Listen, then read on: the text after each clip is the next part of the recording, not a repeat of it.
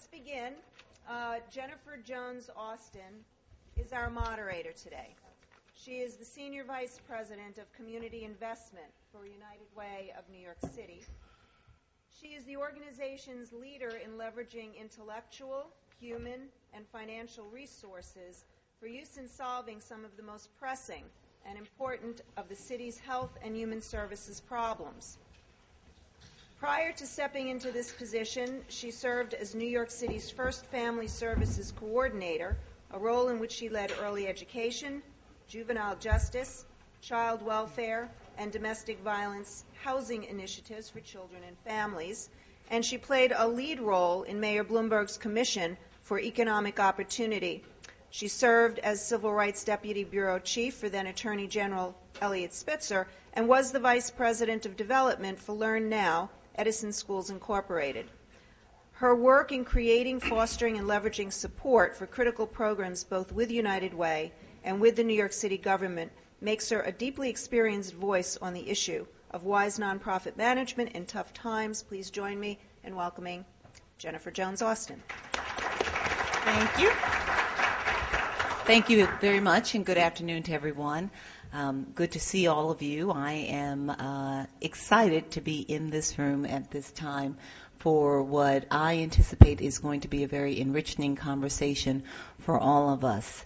The BBB was very smart to select me as moderator and not as a panelist because the work that we're doing at United Way puts me in the same place as many of you in the room, and I can use a lot of help in trying to figure out how to make some tough choices, and so it's good to be moderating. I may find that there are times when you all are going to have to bring me back and help me to focus on the time because I'm going to get so caught up in what we're hearing from the panelists. So please, help me to move this along if you find that I'm just kind of caught up in the moment. We customarily, would, or I should say a moderator customarily would set up a discussion by kind of setting the stage and giving you the context for why this is an important discussion. But I don't think we need to take any time to do that. You've spent several hours here today, and I'm sure that in your organizations you've spent days and now months just thinking about the issues, the tough issues, the choices, the decisions that have to be made. So we do not need to sit here and go through every single fact that provides ample evidence of the recession that we're in. We just need to cut to the chase and talk about the issues as we're experiencing them. The panel to my left has been assembled to do just that. They are a body of people that can provide us with experience-based insight on how best to weather this storm. They include Doug Sauer, who is the CEO of the New York Council of Nonprofits. It's a statewide association with over 1,500 members. Barbara Krasne, Managing Director of KrasnePlows, a management consulting firm that specializes in planning and restructuring, leadership transitions and mergers and partnerships. And Russell Pomeranz, Manager of Financial Advisory Services at Financial Management Associates. It's a management consulting firm offering fiscal management, accounting, organizational, and technology consulting services to the nonprofit sector. Collectively, this group possesses vast amounts of executive leadership, financial management, and strategic planning experience. They have the knowledge, the skills, and the information sorely needed by all of us at this time. So in the 50 or so minutes that we have, we're going to deal head-on with the issues of how to manage in tough times. And our conversation is going to run as follows. First, we're going to engage our panelists in a discussion about strategic decision-making in these times. And then we'll have a discussion about what to do in real time, tactical issues and decisions that must be considered and made immediately. Then we'll allow ourselves a few minutes for some Q&A by the audience. So let's dive right in, and my opening question is, with all signs pointing to a deep and long recession, with many people saying the bottom has yet to fall out, what strategic choices and decisions should nonprofit leaders and staff be considering at this time? And I'm going to ask Barbara to lead us off, and then Doug. Thank you. It's a pleasure to be here today. I'm going to actually frame the conversation a bit because this is what I usually do when people ask me just that kind of question. We all know it's a recession. I don't think there's any doubt about it now. And I would say it's going to be a long and difficult and hard recession, something that none of us have really probably lived through. And that has ramifications across the board, simply because it means your planning horizon has to change. You can't think about doing business as usual. And you have to really pace yourself. It's a marathon. You can't sprint through this. You have to be thoughtful and you have to be strategic. The second point I want to make is there's really no magic bullet. There's no single solution. And it's a lot of hard work, a lot of focus, and you can't find the magic key. The third point is I feel that it's really important to state this, and it's perhaps a little provocative, but nonetheless, you're not going to be able to fulfill the demand out there. I mean, in most cases, you weren't able to, in the best of times, with many more resources than you're going to have now. So there's no reason to think you're going to do it even better this time around when you've got fewer. So if you put that aside and try to do what is core, focusing on your mission, which is clearly what everyone has been saying all morning, and I'm sure you've heard before, it's very, very important to look at what you as an organization, whether you're a funder or whether you're a charity, is all about. What is the signature program, so to speak? What is your essence? And make sure that that's what you deliver. Everything else, frankly, could be considered extraneous if you don't have the resources. That's not an easy task, but it's a critical one. Once you figure that out, and I would say looking at it from the perspective of where do you have the most impact in your community, and how do you provide the best quality programs, and how does that fit with your mission, you can begin to start looking at what your options are and begin to make some choices. And remember, with these choices, it's all about trade-offs because you can't do everything. So I would reiterate what was quoted this morning by the last point, and that is that a crisis is a terrible thing to waste. I mean, there is real opportunity here because if you think about sustaining your programs that are core, you could do it in a variety of ways, maybe very different than the way you look right now, but in a variety of ways, certainly even by partnering with others. And after all, serving your clients is really what it's all about. Thank you. Doug? I guess I agree with what Barbara's saying, and I would approach it also from the position that it's not about coming out the other end after 3 or 4 years looking like you're looking and the community isn't going to really change. That there's going to be dramatic change. And we can hunker down in the storm and think when the storm's over we're going to walk out and the landscape's going to be the same, and that's not going to be the case. Both in the community, I think both in terms of role of government, economically, and with the nonprofit sector. So for folks that may be thinking that, well, we can keep things as it is, maybe we arrange the deck a little bit, we're a little bit more efficient, we rearrange programs, we shuffle a little bit, diversify funding a little bit, and everything's going to be hunky-dory 2 years from now when all kinds of opportunities start flowing. I don't think that's the case. That then challenges us to provide leadership not only in producing change within our organization, but change in our communities and change within the nonprofit sector. And that's as much as we talked earlier about community organizing, and I was raised in community organizing. We like to organize other people to change other systems. We don't change how we do business very well. We don't change our institutional identities. We run away from the M word. And we tend to be conservative. And this is not a time for us to be conservative, because if we are, we're going to be reactionary, and other people will be influencing what our sector looks like, what our agencies look like. And we're looking to funders to tell us what we ought to be doing and what we ought not to be doing, rather than providing leadership. So in looking at this, one needs to, and there's a good tip sheet out here, one needs to assess their situation and be very realistic about it. A lot of things Barbara talked about we should be doing anyway. We don't do that in a period of crisis. At the worst time to think strategically for the first time or to be grounded in mission is when you're in a crisis. And more likely you're going to give up everything and you're going to lose a lot if that's when you start thinking you got to do things differently.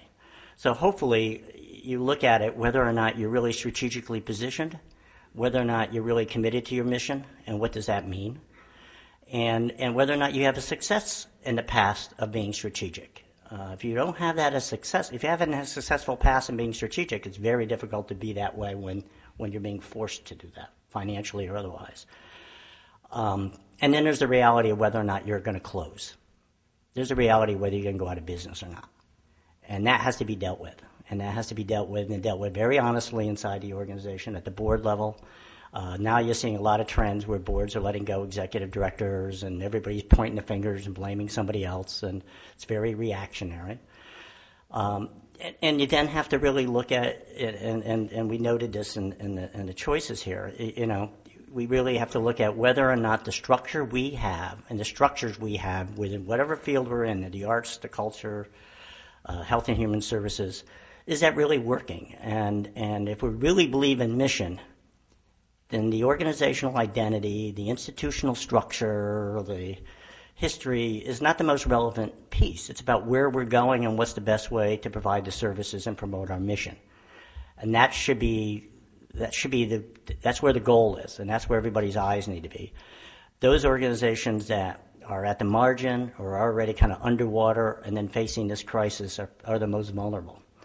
And in reality, and this is tough to say to the nonprofit sector, and I have a lot of members, some of us probably don't need to be around.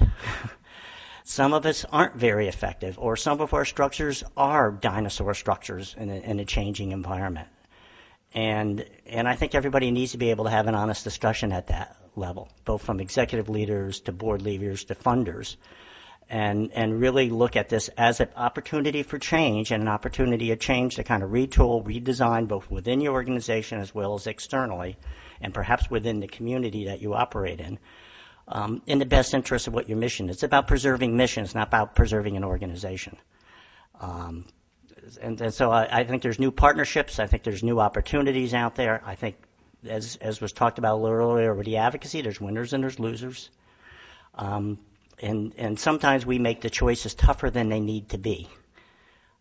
And we need to look at this clearly. And in organizations, and just one more final point, there has to be transparency within the organization. We talk a lot about transparency externally, but if the board doesn't know the financial condition, if the director doesn't know, if they don't know the circumstances, if there isn't a lot of open unity within an organization, when you get a crisis like this, you're going to the faults are going to show, and you're going to be less able to respond productively. And that's not in the best interest of the constituencies that you serve or the community. So my point is change is there. We should be change agents. We should be bold about it, both within organizations as well as within community. And we should have the courage to really be able to do what's best in this environment, not necessarily do what we need to do to keep some institutions surviving or some ways of practicing surviving, even though it's outdated and it's not where you're going to be 2 or 3 years from now. Russell? Yeah, actually, based on the conversations that we've had earlier, I'm actually going to think twice about strategically cutting our advocacy and research budgets based on the discussions we heard earlier. However, as a CFO, I'm most interested in the context or business framework in which these strategic decisions are being considered.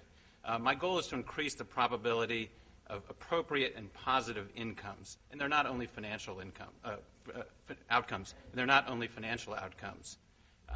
In order to manufacture a wide range of options that might result in the right strategic decisions, every nonprofit needs to understand their unique financial realities and clarify their core mission goals and aspirations, however quickly the process lasts. Organizational self-realization will enable the CFO and the organization to formulate an appropriate business model or plan in which decisions, strategic and otherwise, will fit for the short and long term. For example, decision-making for an organization with a short-term business model focused on survival is different than an organization that wants to aggressively seek out new opportunities and expand their programming regardless of the economic climate. It is also the difference between organizations that don't have any reserves to fall back on and organizations who decide they're programmatic and decided to use their reserves to build and maintain their programmatic and administrative infrastructure. This is in contrast to other organizations with similar reserves or endowments who cling to them in case things get worse in years to come. The notion of waiting for a rainy day is kind of outdated because it's pretty much raining now. Some organizations may decide an appropriate business model is just to hold their breath and wait for all the bad news to pass. Others might decide that strategic risk-taking, such as collaborations, spin-offs, mergers, new directions, innovation, is the business model they aspire to. And therefore, all decisions should be made in that light. So combining financial reality and organizational ambition into a viable business model will best inform the unique strategic decisions that nonprofits have to make. So let me jump in here and just begin by saying that I have a true appreciation for what the three of you have said. At United Way, as I'm sure other organizations have been doing, we've been talking about the strategic direction. We've been talking about staying true to mission, staying true to core programming. We've also been talking about, crisis presenting opportunity. However, there's an inherent struggle that we've got to just really kind of deal with head on. There's always that kind of like, who wants to make that tough decision, and how do you actually get there? How do you, what are the key elements or components of that strategic thinking that can even get you started down that path? Because if we say we're going to hold true to program, or we're going to hold true to mission, but let's say mission doesn't really, or program doesn't really help us to act on the opportunity presented, then we're in a quandary. So my question really is what guidance can you provide on how to get started on that strategic decision making, on that strategic thinking? Like, what are just the basics? Is it having your board around the table? Is it having your staff engaged in the process? Do you need to do some, surveying of what's out there and who the potential partners are? How do you get started? Barbara? Well, one of the things I think you need to do is probably all of what you said. Going back to your comment, Doug, about transparency, I think it's very important that the board, management, and staff are all involved in this process. But I think one of the places you can start is by doing literally some scenario planning. And you start looking at what happens if and I would say the time horizon should probably be around 3 years. You should look at what happens if your income drops 25% over the next 2 years. And I'm saying 25% next year, 25% again the follow-on year, and then in the third year is flat. Look at what the expenses are and then what the gap is. That will begin to give you a picture in a very kind of global sense what you've got to begin to realign your expenses to. Once you do that, that gives you a sense of where you might be able to go and what you might want to do. I suspect all of the people in this room that have had to start cutting budgets have done all the easy cuts. I suspect many of them have been approached these cuts by, we'll do some across the board. That's all done. So now I think the things that you need to do will be to look at, for example, go back to history. There's been significant growth in many agencies over the last few years until the downturn. So you were functioning at a smaller size several years ago, perhaps. And I'm not saying you want to replicate the past, but it certainly is not a bad jumping off point to see what were those programs that seemed to be so critical at that juncture. What was the staffing pattern like that supported it? What were the other costs? What were the facilities? And that, again, is a good, rich place to start a dialogue. Because when you think about those kinds of things in conjunction with your mission and programmatic discussion, you have a sense of the bigger picture, which is really the entire organization. Another thing I think that's really important is to think about it in terms of contingency planning. I mean, they call it worst-case scenarios for a reason. And you talked, I believe, Doug, about the need to have a plan. And in this time of uncertainty, great uncertainty, it's very important to feel like you have some control over your destiny. And by actually proactively thinking about what you would do if a particular key funder drops out, a contract is not renewed that's coming due, those kinds of things, you can know what the steps will be that you need to take because you've already thought it through. You'll identify, if you do this, I would say appropriately, you'll not only know what the action steps are, but you'll also know what the triggers are to activate those steps. I know that also the other point often asked, and maybe you're going to ask this later, is whether you cut too much. And my sense is it's easier to plan for deeper cuts, and if you have the resources, not to have to act on them, than to scramble around 6 months, 12 months hence, and figure out what to do next. Those are a few ideas.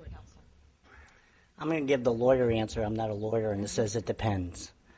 And I think it's very situational. I don't think there's one model out there. I think you have to look at the nonprofit, and in some cases, there may be serious issues at the board level. There may not be champions of keeping things going or looking this way, and it may be an executive director. I think in this environment, first thing you have to do is really take a realistic look at where you're at and plug the holes in your ship. If you got contracts that are sucking dollars out of you and you don't have the money to do it, you got to make tough decisions about that. You have to be careful in cutting back some of your infrastructure. If you're cutting back infrastructure, it's going to make you less competitive down the road or less accountable, because this whole accountability environment we've been in has been loading into fiscal, and we got the 990 coming out. That's going to be all out there and have changes. There's a lot of stuff that's talked about building internal infrastructure, even when there's not the money in there to pay for it. And I think in some cases that's weakened the number of nonprofits, particularly smaller, intermediate ones. So I think you have to kind of do an assessment of where you are as an organization. A lot of nonprofits, and perhaps too many, are not unified around mission at the board and staff level. So it's kind of easy for us to say it's about mission.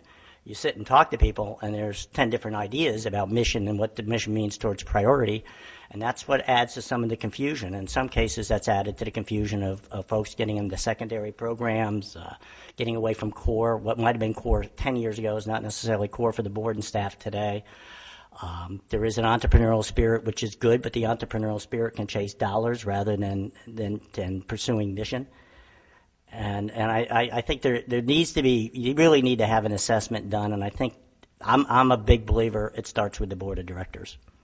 Because when you're really talking about the tail wagging the dog, it's the board of directors that has to assume ownership over this. It's the board of directors that really need to move the ship.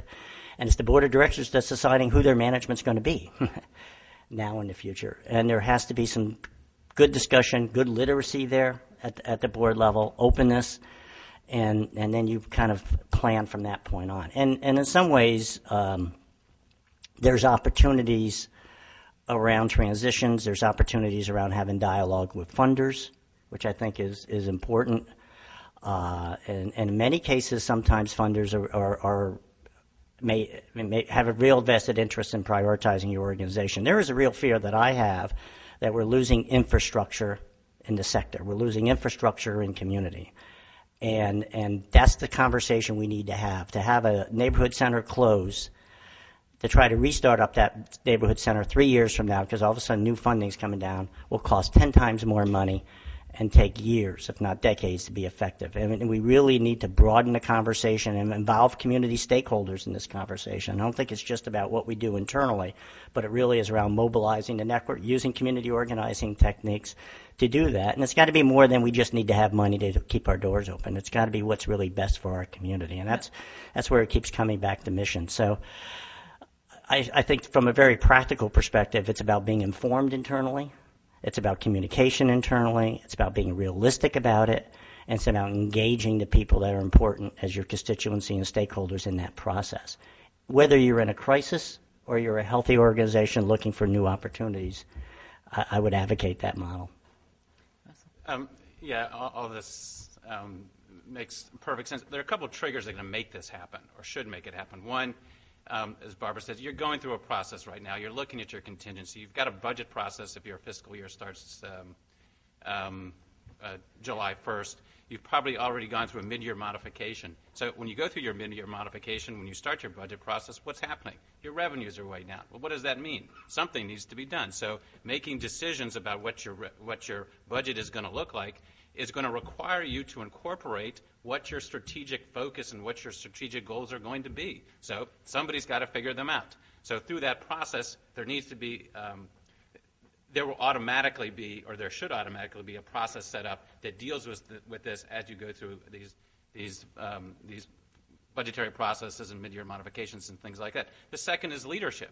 The leadership should be saying, and you can't imagine that they're not saying, okay, we should really figure out what we want to do and what we want to be as we navigate through this. So the leadership says, okay, we need to get a group together. Let's have a meeting on Thursday. Let's have a meeting a week from Thursday, the Thursday after that. So by setting up forums and by setting up scheduling to focus on specific issues and inviting who you need to invite, that's a way to sort of make sure that the thing happens and identifying what you want the goals of the process to be. The third thing that's going to happen is the board.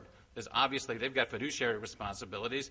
They're looking around and seeing organizations going out of business or being concerned about going out of business. They're going to call up their executive director and say, what are you doing? And if the executive director says, well, I don't know, I was thinking about doing something about a month or two, then, that's going to be a problem. So that's going to trigger that's going to trigger a process, a very specific process to address these issues. I think that we should emphasize the point you just made about setting aside time to think and to plan, because I think that organizations, and I've experienced that organizations often, when operating in the midst of crisis, we all become very reactionary and we respond to, okay, what happened today, or what does it look like it's going to happen in a week or so, and we don't we don't provide ourselves the time to manage the day-to-day, but also set aside the critical time to think beyond the day-to-day. Fair point? Yeah. Okay. I think you want to manage the crisis too. You really risk, and you have to be cognizant. You risk board members leaving. You find out when you have a hard time who's really committed to the organization, and when you have financial troubles. You risk staff getting very anxious. You risk constituencies getting nervous, and so you really got to manage communications, and you got to manage the crisis well. And going back to the point, I think it's important to have small successes. If organizations are just saying negative, hearing negative, or feeling the situation's out of control, it just feeds on itself. And there's a point where you want, from a manager point of view or executive leadership point of view, you want to build some time, but you need to have it be productive, not wasteful. You need to have people feeling they're making incremental change, if not some significant change at times, because otherwise it just doesn't go anywhere. And that kind of goes back to the nonprofit culture. If we don't have active committee structures, or board structures, or ineffective meetings, and we don't even manage the time that we have very well, it's very difficult to do it in this environment right now. We're going to move on and talk specifically about some tactical decisions and how to actually make them, and the difficult choices made in actually making those decisions. But before we do that, I just want to throw out the question to the panel. Our funders, how and what should they be thinking about with respect to strategic direction? How can their thinking at this time, many of them aren't going to sit there and just kind of keep doing what they've been doing. And many of them are going to make decisions about, okay, do they want to cut the number of providers that they fund and just make sure that the levels of funding to certain providers continue. Some are going to make decisions about being less restrictive on grant making. Now, some of that might be tactical, but some of that also may have longer term implications. And so I'm curious to hear from you how you believe grant makers can be most helpful in their strategic thinking and planning to the provider community. Well, actually, I think, and this is something the United Way is very good at, maintaining capacity in your administrative and leadership structures is critical, because if you start cutting away a bookkeeper here, an HR person there, and the like, or you don't hire at the senior levels people that have the capacity and experience to lead organizations in making these strategic decisions, or if the executive director is spending all his time just trying to make sure the accounting department is working, then they're not going to have the time to put together a process to focus on these strategic issues. So capacity building and making sure that the administrative capacity, at the very least, and the programmatic capacity remains intact, I think is a critical component to this. I think funders have a unique role here. It's already been talked about in earlier panels. Clearly, they can be more responsive even if their funding resources are more limited. And what I'm thinking about is the answer is it depends, as you said. Depending upon the philosophy of the funder and the culture of the funder, you'll see different responses, and we have seen different responses already in the community. But I do think that they have a unique opportunity to help by increasing the general operating grants that are out there, because clearly that is one of the biggest problems that charities are facing, that gap. They can certainly structure their grant making to foster activities. And a good example, of course, is matching grants.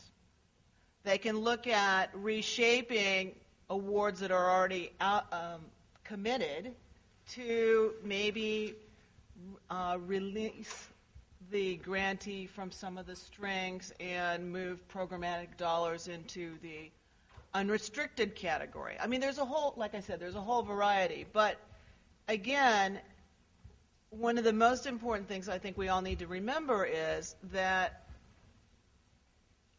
funders, as I understand it, and I'm certainly not a funder, but having worked with funders, funders are interested in making sure that their awards are being used in the way that they anticipate, unless, of course, they've agreed to the change, and that they can be accounted for. So if that's the issue, they're going to want to look at organizations that can actually deliver. And I think that is a very interesting point in time right now, because that means funders themselves are grappling with whether or not they should continue to fund in the way that they have historically.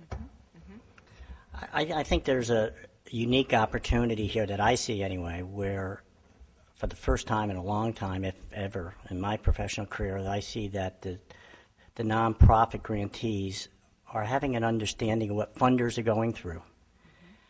And understand they also are sharing some of the same issues and same problems of priority mission as we heard this morning. And that's unique because there's been such a wall there and the mystery, and funders not necessarily, particularly on the private side, not necessarily showing some of their internal issues and problems that they're having. And that's an opportunity to have some real dialogue among being partners. It isn't that the funders meet over here, nonprofits meet over there, and then they kind of come together through some RFP process. There's an opportunity to have real forums and real dialogue about common issues, common sharing, and working together in partnership. The other piece is I think funders ought to be setting the model for collaborating themselves, and particularly as that comes down in grants and planning. And part of the problem with a lot of nonprofits is they got to be the broker of a whole bunch of different funders, from government to the voluntary sector. And, United Ways may not communicate with foundations.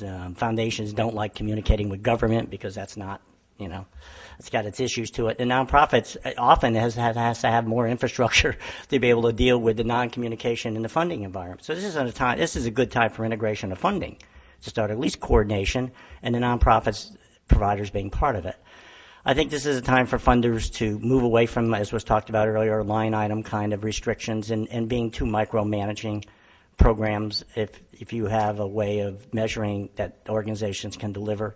So you give general op money and some discretionary money to keep those organizations and programs going that you are committed to as a priority that you feel is strong infrastructure. I think that's critical. The other piece is to also at the same time look at where there might be some big bang solutions. Some new initiatives that can provide incentives. And I would just say, in terms of restructuring, for example, as a good model to look ahead that you need to change the landscape out here somewhere. It's not just keeping different organizations going and programs are important, but there's got to be some change agent element to this, whether it's policy or changing the configuration of nonprofits and doing a little investment in that. That takes risk, though. So funders also have to be willing to take risks and not afraid. We're just going to fund something that we can prove successful, as opposed to taking risks. Funders are also looking every day on whether or not they want to get back into the stock market today. They're thinking risk. Do they buy in? Is this the time to do that? So there's risk here, and we need to go into this, I think, with open eyes and know your priorities, communicate among the funders themselves, have more funder nonprofit agencies have dialogue, understand each other's issues and needs, and maybe plan change together. Very helpful. I'm going to jump right to the tactical decision-making conversation, and I'm actually going to draw from questions from the audience rather than give you some that I've been thinking about. We received quite a few that are on the same page and some that aren't. Let me begin with this. Barbara, you talked about people, organizations having already made staff decisions, layoffs, staff reductions. They may be making people work part-time, things of that nature. Any thinking at this point about furloughs and how furloughs can impact an organization and how decisions around furloughs should be made?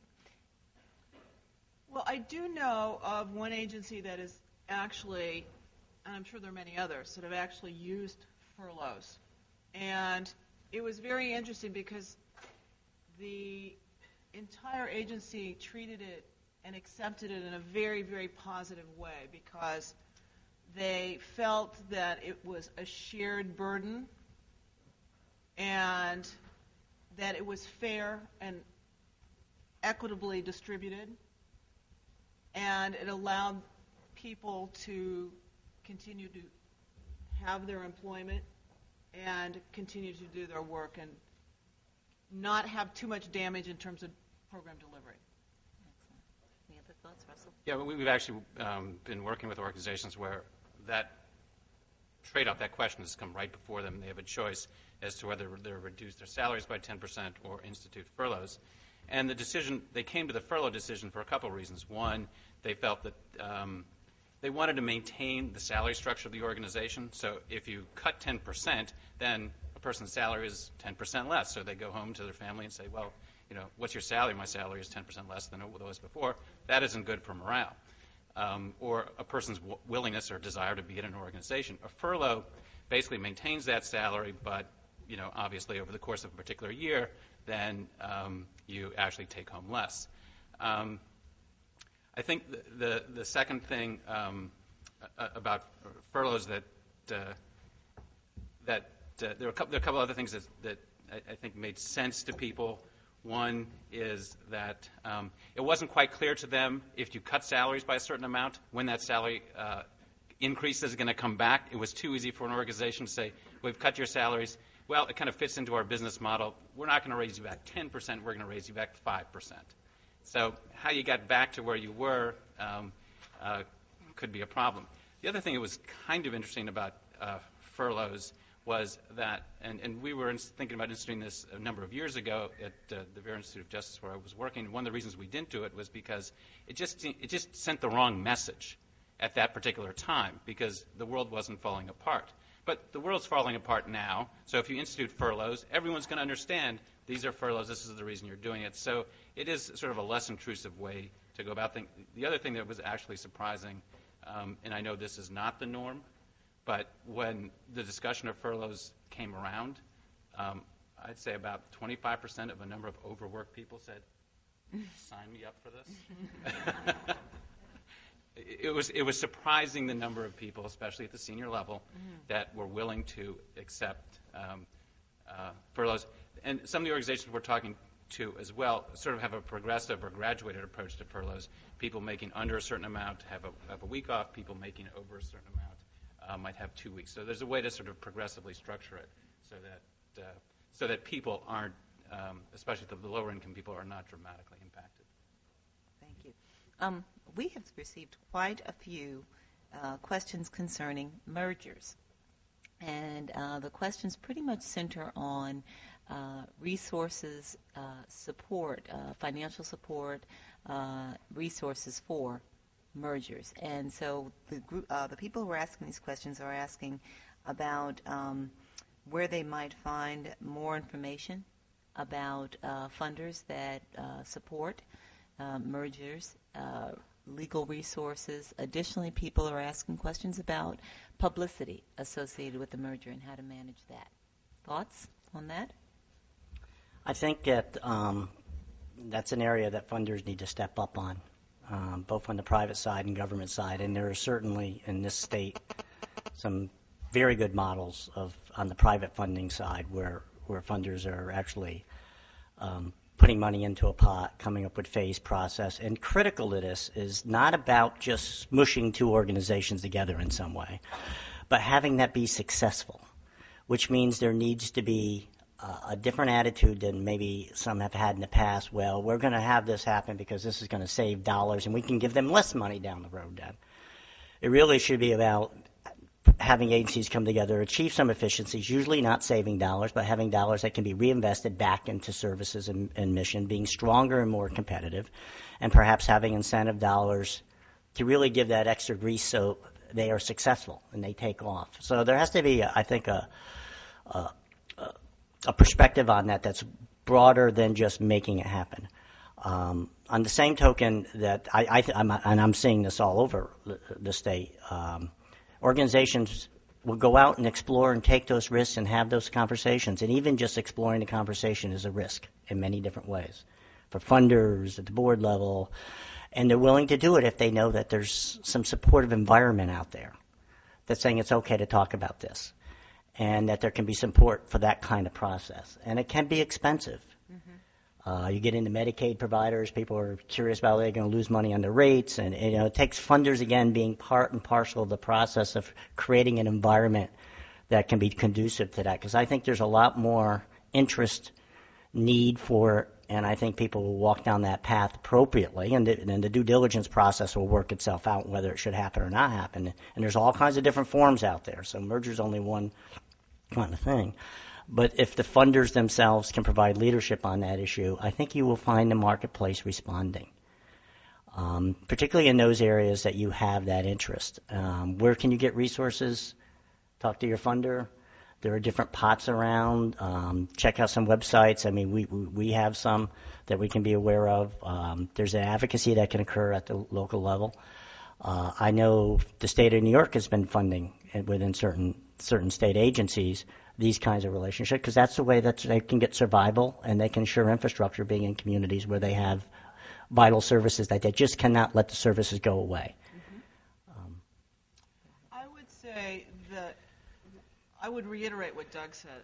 First of all, the best resources that I know of in terms of actually funding is to go back to those funders that you have the best relationships with. If indeed they've invested in you as an agency for many, many years, feel that your program is of high quality, and are truly a partner, they're going to want to make sure those programs are sustained. So that doesn't mean you go to them without a good plan. That doesn't mean you don't put a lot of thought into it, but I have seen it be very effective in terms of funding the additional costs associated with, I should say the one-time costs associated with a merger. So that would be the first place I would go. And I would look at it from the perspective of any of the merger, the mergee, any of the partners involved. Often it's a combined pot. In terms of resources, I think typically, if you're talking about other kind of technical assistance resources, I think that usually, in my experience, the first thing that people think about are the legal resources.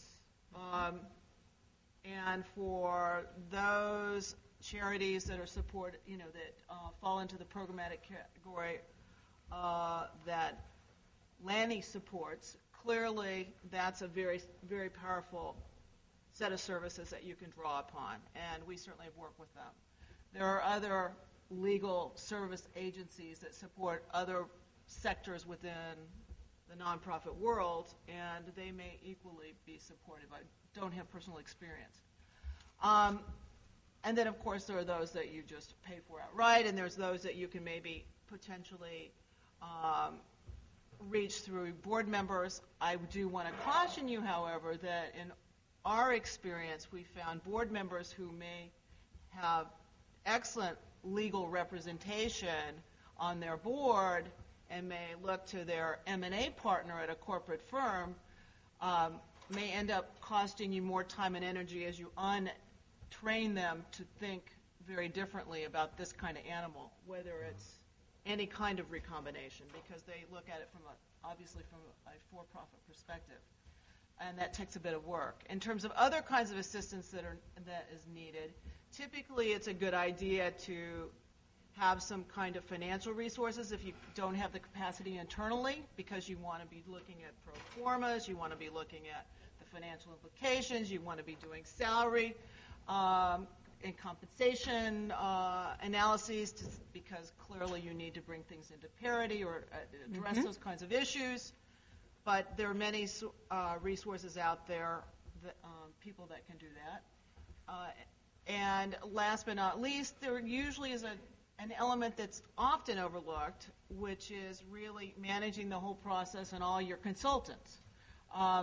There are not that many people that have been doing merger work, although there are more and more all the time. But I think that it's a particularly unique animal, which requires people who have the experience and understanding of how complicated these things are, because they are truly an integration of different cultures, and there are many, many factors. And one of the real truisms about mergers of any kind of stripe is that they have everything come out on the table at the end of the day. When you go through the due diligence process, everything surfaces, and there are always surprises, and they're never neat, tidy, and clean. Can I add something quickly on that? It's just a quick tip. If you don't want to go into that process without having internal transparency, because you don't want the surprise to be your own organization in front of another organization.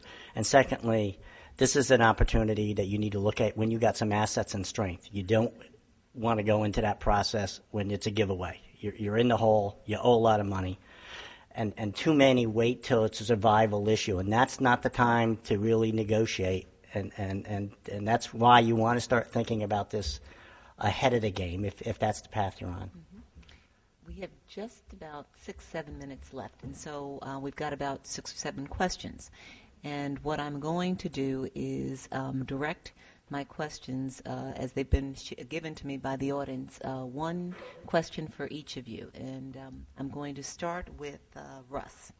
We received a question worded as follows. Everyone keeps using the word core. What are the core financial systems organizations need to get through this crisis? You've got about 50 seconds. Well, obviously you need your accounting systems in place, you need your accounting infrastructure in place, you need your HR systems in place. Anything that makes your organization run right, you need your reporting system in place. You've got to get the information up to senior management so they can understand it, so they can analyze it. You need analytical capacity in place. Those are, I think, any system that enables an organization to better understand what it is they're doing and what it is they need to do and what it is they want to do and how they are doing, and identifying where their current position is, like what are the revenue gaps that they're facing. What is the actual impact of the expense reductions that they're proposing? If you've got a finance department that can actually determine that if you cut a certain position, does it actually have the net income impact you expect it to have? All those kinds of systems need to be in place, so you really understand exactly where you are, and understanding where you are will enable you to make the right decisions, or at least put together the kinds of options that will enable you to make the right decisions. Good enough. Okay. Next, for you, Doug, what are the strategic questions that every nonprofit or most nonprofits should ask at their next board meeting? What are the strategic questions that every nonprofit should ask at their next board meeting? Are we confident that we know who we are, why we exist, and where we're going? And within that, can we develop strategies to go where we want to go? And until you answer those three questions, you really can't develop strategies, except getting strategies to answer those three questions. Is it rude to also ask how committed the board is to the organization? Should that come at a later time? I think there's ways to ask that, but organizations know. Mm-hmm. And the problem with that is that boards have carried board members, and people know that. The problem is people haven't enforced that and had the board function at a higher standard than perhaps they expect staff to spend. I think these kinds of situations, this is the opportunity to, quote unquote, clean house on a board. It's an opportunity to really see who steps up. It's an opportunity to really put things together and move forward. And that's why this is kind of a good little period right here in some ways. A crisis can help you be a leaner, meaner machine, so to speak, and be much more focused on who you are and who are your constituencies, as opposed to, well, I think a lot of folks have been somewhat loose on those areas, particularly at the board level. Excellent. Barbara, have you seen any frameworks, or are there consultants that can help an organization look at the, I believe it says, union of program effectiveness and areas of organization that are cost centers? I think essentially what the person is asking is, are there frameworks, tools, guides that can be helpful in helping organizations to understand both program effectiveness and cost, and how to make decisions accordingly? Well, I think on the financial side, one of the underutilized tools is thinking about program profitability. Here you actually can look at what a program's true costs are, spreading across the administrative costs, the indirect costs, and see how these programs may line up against one another. And that would be something that we have used very effectively in getting people to focus. Not necessarily, as we've told our clients, particularly the EDs, to get rid of a program, but to get a sense of what is maybe generating funds that can offset deficits. It may be that the agency clearly believes their core program is one that will always be running at a deficit. But recognizing that and being willing to make that ongoing investment is one thing. Not knowing that and not understanding how the financial picture really relates to the program is a totally different situation. Mm-hmm. Thank you. We actually have more cards than we have time for. There is one card that has a question that I think would be helpful to the audience at large. The other two are ones where the people who wrote them, if you can come up to the panel after and just ask your question directly. But this question I'd like all of you to answer, and we'll close out the session on this. Could you give examples of organizations that are making effective choices at this time?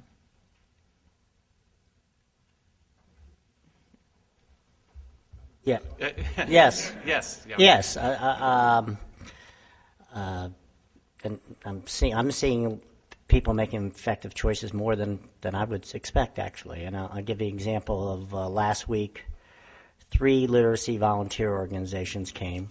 They've already had integrated services for the last 2 years. They didn't change any corporate structure. And they came and said, for us to survive, not as an organization, but in promoting what they believe in terms of literacy volunteers, they needed to merge. And the negotiations were really no negotiations.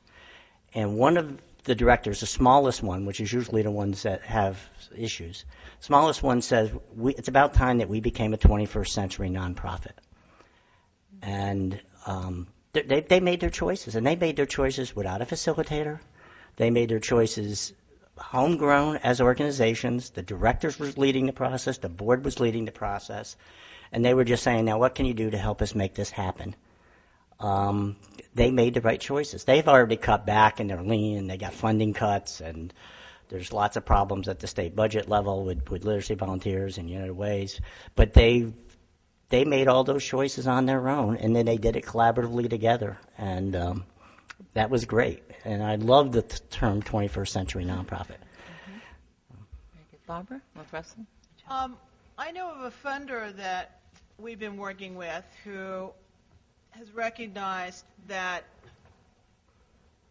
they can't continue to give out as much money as they wanted to. They cannot continue to fund everyone at the same level, and have been thinking very carefully about their due diligence process as they make the decisions of who they're going to fund. And as part of that is actually revisiting what the key indicators might be, both in terms of the fiscal health of the organization, which I think is a real plus because many funders and charities themselves don't necessarily think about anything except program. So they're thinking about organization-wide, what is the entity that can support and actually deliver that program, and thinking about it in terms of sustainability long haul, because they see this as an investment in the future. And they're looking at it in terms of the organizational indicators, be it leadership and governance. Excellent. I'm going to give Russ the last 20 seconds. I know of organizations that have identified their cuts in the following ways: minimal, moderate, significant, devastating. They didn't want to go to devastating, so what they did was they decided to accept a bigger deficit. They had the fund balance to do that, so they took a bigger deficit and didn't go to the devastating cuts. The devastating cuts would have had an impact on their programs and their ability to raise money in the future. That was an intelligent choice. Other organizations have used their reserve funds to invest in their strategic plan. So it increases their deficit, but it's a strategic plan that has revenue capacity over time. So they're thinking long term. And ultimately, the last word is know yourself, know what your resources are, understand your situation, and that's the best way in which to make the decisions that will take you forward. Thank you. Thank you all.